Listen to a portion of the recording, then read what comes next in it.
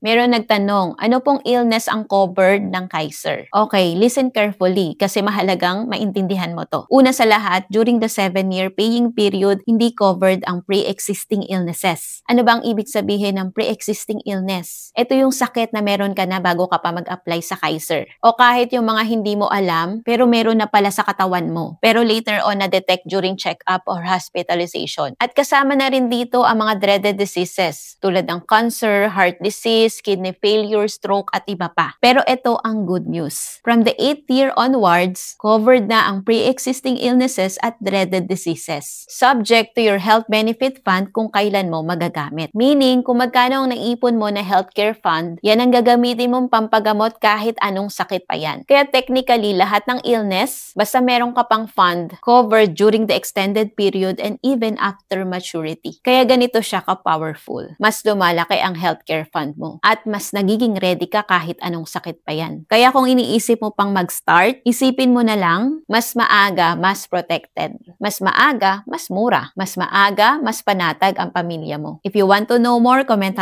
#Kaiser below para ma-send ko yung video explanation sa inbox mo. Retire early, live free, kayang-kaya basta may tamang gabay.